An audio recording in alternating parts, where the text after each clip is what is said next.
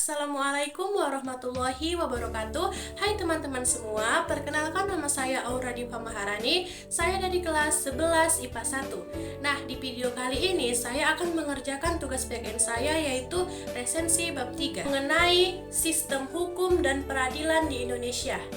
Makna dan karakteristik hukum. Seorang filsuf pernah mengatakan bahwa hukum itu ibarat pagar di kebun binatang. Hukum itu merupakan aturan, tata tertib, dan kaidah hidup. Namun, sampai saat ini belum ada kesepakatan yang pasti tentang rumusan arti hukum tersebut. Penggolongan hukum dibagi menjadi 7 bagian. Yang pertama berdasarkan sumbernya, yaitu hukum undang-undang, hukum kebiasaan, hukum traktat, dan hukum jurisprudensi. Yang kedua berdasarkan tempat berlakunya, yaitu hukum nasional, hukum internasional, hukum asing, dan hukum gereja. Yang ketiga berdasarkan bentuk, yaitu hukum tertulis dan hukum tidak tertulis. Yang keempat berdasarkan waktu berlakunya, yaitu ius constitutum atau hukum positif dan ius constituendum. Yang kelima berdasarkan cara mempertahankannya, yaitu hukum material dan hukum formal.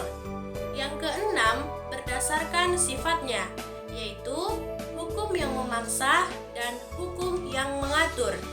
Yang ketujuh berdasarkan wujudnya, yaitu hukum objektif dan hukum subjektif. Yang terakhir berdasarkan isinya. Ini dibagi menjadi 2, yaitu yang pertama hukum publik yang meliputi hukum pidana, hukum tata negara, hukum tata usaha negara atau administratif, hukum internasional. Yang kedua, hukum privat atau hukum sipil, meliputi hukum perdata dan hukum perniaga atau dagang. Tujuan ditetapkannya hukum bagi suatu negara adalah untuk menegakkan kebenaran dan keadilan, mencegah tindakan yang sewenang-wenang, melindungi hak asasi manusia, serta menciptakan suasana yang tertib, tentram, aman, dan damai. Sekarang kita masuk ke pengertian tata hukum. Tata hukum merupakan hukum positif atau hukum yang berlaku di suatu negara pada saat sekarang.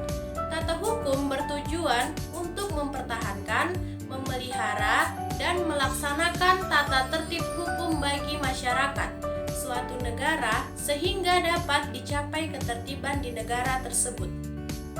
Badan-badan peradilan merupakan sarana bagi rakyat mencari keadilan untuk mendapatkan haknya di dalam lapangan peradilan nasional. A. Peradilan umum. Berdasarkan undang-undang ini, kekuasaan kehakiman di lingkungan peradilan umum dilaksanakan oleh pengadilan negeri, pengadilan tinggi, dan pengadilan hukum. Pengadilan negeri, pengadilan tinggi. Yang B, peradilan agama, pengadilan agama, pengadilan tinggi agama.